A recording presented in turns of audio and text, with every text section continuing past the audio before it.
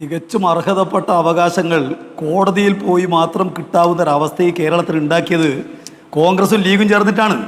BJP കാണിച്ചുകൊണ്ടിരിക്കുന്ന കേരളത്തോടുള്ള ശത്രുതാപരമായ നിലപാടിനെ ഇക്കാലമത്രയും പിന്തുണക്കുന്നതിന് ഒരു പ്രയാസം ഉണ്ടായിട്ടില്ലല്ലോ ലീഗിനും കോൺഗ്രസിനും. പിന്നെ ലീഗ് നൽകുന്ന സഹായമൊക്കെ നൽകുക തന്നെ. പക്ഷേ ഈ ഉത്തരവാകെ ലീഗ് എന്ന് പറയുന്ന പല്ലിയാണ് താങ്ങുന്നത് എന്ന് പറഞ്ഞേക്കരുത്. ഇവിടെ DYFI എന്ന് പറയുന്ന ഒരൊറ്റ സംഘടന 20,45,00,000 രൂപ സംഭാവന കൊടുത്തിട്ടുണ്ട് കേട്ടോ. ഈ വയനാട്ടിലേക്ക് 20,45,00,000. ലീഗ് ഈ മുഴുവൻ കാര്യങ്ങൾ ചെയ്യുന്നു എന്നങ്ങനെ ധരിച്ചേക്കരുത്. ഇവിടെ ജയസൂര്യ പറഞ്ഞു. ഞാൻ ചോദിക്കട്ടെ, SDRFന് കേരളത്തിൽ പ്രത്യേക നിയമമുണ്ടോ? കേരളത്തിൽ പ്രത്യേക നിയമമുണ്ടോ? ഇല്ലല്ലോ. നിങ്ങൾ കേട്ടിരുന്നിട്ടില്ലേ? ഇവിടെ SDRFന് കേരളത്തിൽ പ്രത്യേക നിയമമുണ്ടോ? ഈ കേരളത്തിൽ പ്രത്യേക നിയമമില്ലല്ലോ. അത് UPക്കും അതുപോലെ തന്നെ ഗുജറാത്തിലുള്ള അതേ നിയമം തന്നെയാണ് കേരളത്തിൽ. ഞാൻ ചോദിക്കട്ടെ, ഇപ്പോ കേന്ദ്രത്തിന്റെ അവഗണന നമ്മൾ പറഞ്ഞു ആദ്യ ഘട്ടത്തിൽ. ഞാൻ ചോദിക്കുന്നത് സംസ്ഥാന സർക്കാരിന്റെ വീഴ്ചയുണ്ടോ എന്നാണ് നമ്മൾ പരിശോധിക്കുന്നത്. ജനം നൽകിയ തുക എവിടെ? ഞാൻ പറഞ്ഞു അതിലേക്ക് ഞാൻ വരാം. കേന്ദ്ര അവഗണനയെ സംബന്ധിച്ച് പറയാൻ ലീഗിനൊന്നും ഒരു അധികാരമില്ലെന്ന്. അത് ഉണ്ടാക്കിയിരിക്കുന്ന അവരാണ്. ഇവിടെ ഞാൻ ചോദിക്കട്ടെ, 6,000 രൂപ ഇപ്പോ വീട്ടുവാടക കൊടുക്കുന്നു. SDRF കൊടുക്കാൻ നിയമമുണ്ടോ? പണിയില്ലാത്ത ആളുകൾക്ക് ഒരു ദിവസം 300 രൂപ, ഒരു വീട്ടിൽ 2 പേർക്ക്, ഭിന്നശേഷിയുള്ളവർ 3 പേർക്ക് കൊടുക്കുന്നു ഒരു ദിവസം.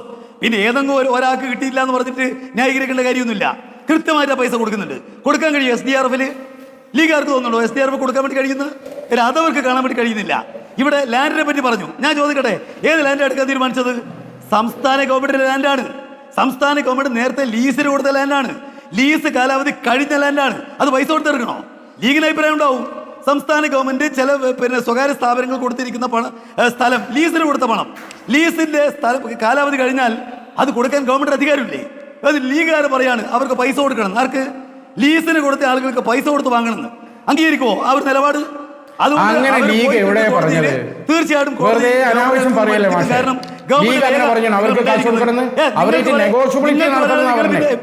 നിങ്ങൾ ഷാഫി നിങ്ങൾ മിണ്ടാടിക്കുന്നത്. നിങ്ങൾ ഒരുപാട് വായിട്ടളക്കുമ്പോൾ ഞാൻ പറഞ്ഞില്ലല്ലോ.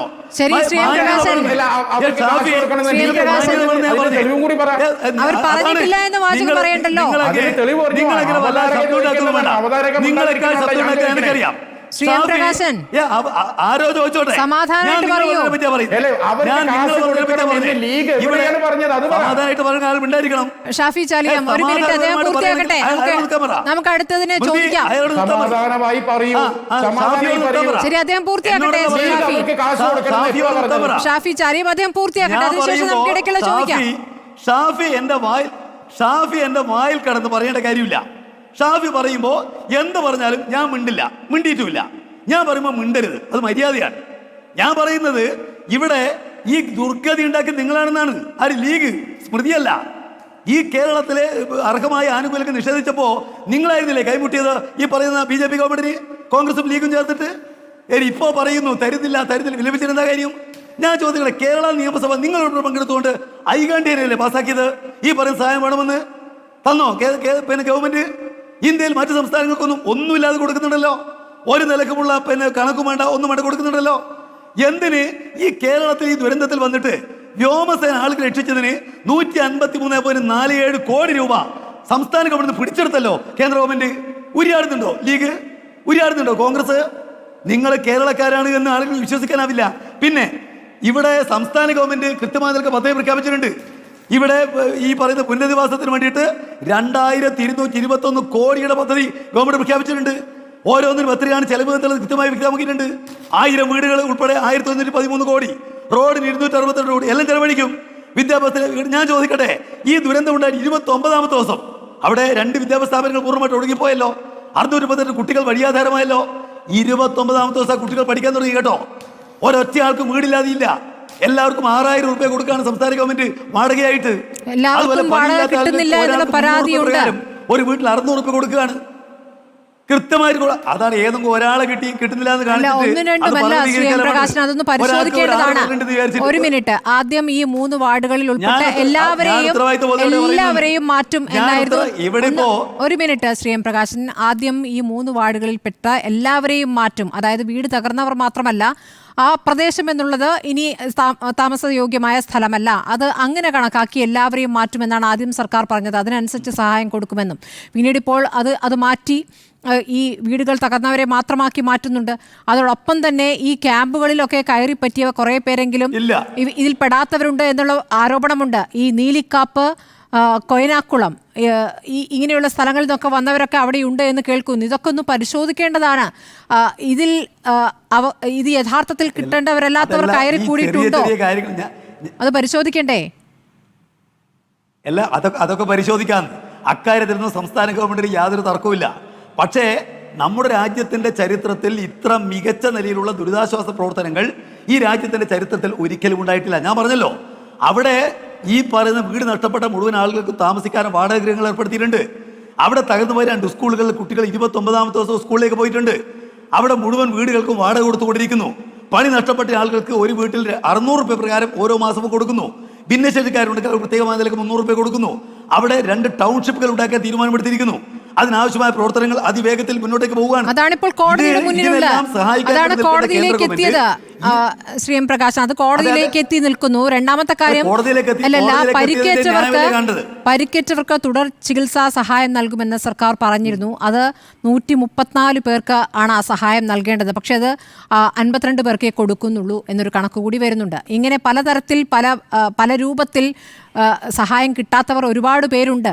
അവരുടെ പ്രതികരണങ്ങൾ ദിവസവും വരുന്നുണ്ട്. അത് നമ്മൾ രോഷത്തോടെ പ്രതികരിച്ചിട്ട് കാര്യമില്ല. കൊടുക്കാനുള്ളവർക്ക് കൊടുത്തല്ലേ പറ്റൂ. ഞാനൊറ്റ കാര്യം പറയുന്നുള്ളൂ.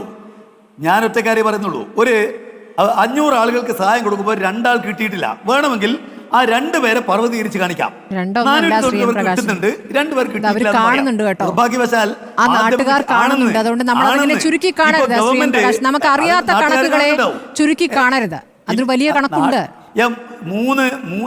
ഞാൻ ഉത്തരവാദിത്ത ബോധത്തിലാണ് പറയുന്നത്. ഇവര് 3 വാർഡ് ഒലിച്ചു പോയി എന്ന് പറഞ്ഞ പോലുള്ള കണക്കൊന്നല്ല ഞാൻ പറയുന്നത്. അവിടെ ക്യാമ്പിൽ ഭക്ഷണത്തിന് വേണ്ടി മാത്രം ഈ കഴിഞ്ഞ മാസം വരെ 0.1 കോടി രൂപ ചെലവഴിച്ചിട്ടുണ്ട്. മരണപ്പെട്ടവർക്കും പരിക്കേറ്റവർക്കുള്ള കുടുംബസഹായം മാത്രം 6.4 കോടി രൂപ കൊടുത്ത പൈസയാണ്. അല്ലാതെ കൊടുക്കാതിരിക്കുന്നതല്ല. കുടുംബത്തിന് പിന്നെ അവിടെ ദുരിതാശ്വാസ പ്രവർത്തനത്തിന് വേണ്ടി മാത്രം 3 കോടി രൂപ ചെലവഴിച്ചു എന്ന് മാത്രമല്ല, CMDRFിൽ നിന്ന് 7.7 കോടി രൂപ ചെലവഴിച്ചു. 17.2 കോടി രൂപ ഈ 3 മാസക്കാലം കൂടി ചെലവഴിച്ചു. ശരി ശ്രീ എം പ്രകാശൻ, അതായത് ഇല്ല, ഈ നാട്ടുകാർ പിരിച്ചു നൽകിയ, ജനം പിരിച്ചു നൽകിയ തുക ചെലവഴിക്കുന്നുണ്ടോ, ചെലവഴിച്ചോ, അതോ ചെലവഴിക്കാൻ പോകുന്നോ? അതിലൊരു വ്യക്തത തരാമോ? ഇതിലിപ്പോ ഈ CMDRF ചെലവഴിച്ച പൈസയെ സംബന്ധിച്ച് ഗവൺമെന്റ് പറഞ്ഞല്ലോ, 7.7 കോടി രൂപ ഇതുവരെ CMDRF ചെലവഴിച്ചിട്ടുണ്ട്. അവിടെ ഏതാണിപ്പോ ഈ 2 പഞ്ചായത്തുകൾക്ക് വേണ്ടിയിട്ട് ഇപ്പോ മാറ്റിവെക്കാൻ വേണ്ടി തീരുമാനിച്ചിട്ടുള്ള വയനാട് സഹായമായി പിരിച്ചു കിട്ടിയ തുകയുടെ കണക്കാണ് ഞാൻ പറഞ്ഞത്. 625.76 കോടി എന്നുള്ളത്. അതേന്ന് സംസ്ഥാന ഗവൺമെന്റ് ഒരു കാര്യം പറഞ്ഞിട്ടുണ്ട്. കേന്ദ്ര ഗവൺമെന്റ് ഒരു പൈസയും തന്നില്ലെങ്കിലും ഈ പുനരധിവാസ പാക്കേജ് സംസ്ഥാന ഗവൺമെന്റ് നടപ്പിലാക്കും. നമുക്ക് നടത്തേണ്ടി വരും. അങ്ങനെ നടത്തേണ്ടി വരും. ഇപ്പോൾ പുതുതായി അറിയുന്ന അനുസരിച്ച് അത് കേന്ദ്രത്തിന് തീരുമാനിക്കാം ആർക്ക് കൂടുതൽ കൊടുക്കണം, ആർക്ക് കൂടുതൽ കൊടുക്കണ്ട. അപ്പോൾ കേരളത്തിന് കൊടുക്കേണ്ട ത്രിപുരയ്ക്ക് കൊടുക്കാം, കേരളത്തിന് കൊടുക്കേണ്ട തമിഴ്നാടിന് കൊടുക്കാം എന്നൊക്കെ തീരുമാനിക്കുന്നുണ്ടാകാം കേന്ദ്രം. അങ്ങനെയെങ്കിൽ ഇവിടെ നമ്മൾ ഒരുമിച്ച് നിന്ന് കേന്ദ്ര ഗവൺമെന്റ് എന്ന് പറയുന്നത് ഒരു പാർട്ടിയുടെ സ്ഥാപനമൊന്നുമല്ല. ഞങ്ങളൊറ്റ കാര്യം പറയുന്നുള്ളൂ. കേന്ദ്ര ഗവൺമെന്റ് നരേന്ദ്രമോദി എന്ന് പറയുന്നത് ഇവിടെ BJPയുടെ പ്രധാനമന്ത്രി ഒന്നുമല്ല, ഈ രാജ്യത്തിന്റെ പ്രധാനമന്ത്രിയാണ്. അദ്ദേഹം ഉപയോഗിക്കുന്ന പണം എന്ന് പറഞ്ഞാൽ BJPക്കാരൻ കൊടുക്കുന്ന പൈസയല്ല. കേരളം അടക്കമുള്ള സ്ഥലങ്ങളിൽ എല്ലാ രാഷ്ട്രീയപ്പെട്ടവരും കൊടുക്കുന്ന പണമാണ്. അത് തന്നിഷ്ടം പോലെ, തോന്നിയാസം പോലെ ഉപയോഗിക്കാൻ അദ്ദേഹത്തിന് അധികാരമില്ല, ഗവൺമെന്റിന് അധികാരമില്ല. അതിനെ സഹായിക്കുന്നതിന് ലീഗിനും അധികാരമില്ല. ശരി, ഈ അന്യായം കാണിക്കുമ്പോൾ ചെറുക്കാൻ ലീഗ് തയ്യാറാവണം, കോൺഗ്രസ് തയ്യാറാവണം. നിർഭാഗ്യവശാൽ അവരും ഇതിന്റെ കൂടെയാണ്. അല്ല, ശ്രീ എം പ്രകാശൻ മനസ്സിലാക്കേണ്ടത് ഇവിടെ കേരളത്തിൽ പ്രതിപക്ഷവും സർക്കാരും ഒരുമിച്ചാണ് ഇതുവരെ മുന്നോട്ട് പോയത്. ഇനി മറിച്ചാലോചിക്കേണ്ടി വരുമെന്നാണ് ഇപ്പോൾ പ്രതിപക്ഷം പറയുന്നത്. ഇന്നത്തെ ദിവസം വരെയും ഒരുമിച്ച് തന്നെയാണ് നിന്നിട്ടുള്ളത്. നോക്കൂ, കേന്ദ്രമന്ത്രിയെ കാണാൻ, അമിത്ഷായെ കാണാൻ പോയതും അങ്ങനെയാണ്. അമിത്ഷായെ കാണാൻ പോയതും ഒരുമിച്ചാണ്. പക്ഷേ വിമർശിക്കേണ്ടിടത്ത് വിമർശിക്കാതിരിക്കാൻ പറ്റില്ലല്ലോ. അതല്ല കറക്റ്റ്. അപ്പോഴേക്കും BJPക്ക് ഒപ്പമാണ് എന്ന രൂപത്തിൽ പറയുന്നത് എത്രത്തോളം ശരിയാണ്? ഈ കേരളത്തോട് എത്ര കാലമായി അവഗണന കാണിക്കുന്നേ? ഇവിടെ ഏതെങ്കിലും കാലത്ത് ഒരു സ്റ്റേറ്റിന് സുപ്രീം കോടതി പോയിട്ട് കടം വാങ്ങാൻ വേണ്ടിയിട്ടുള്ള അവകാശം സ്ഥാപിക്കേണ്ടി വന്നിട്ടുണ്ടോ?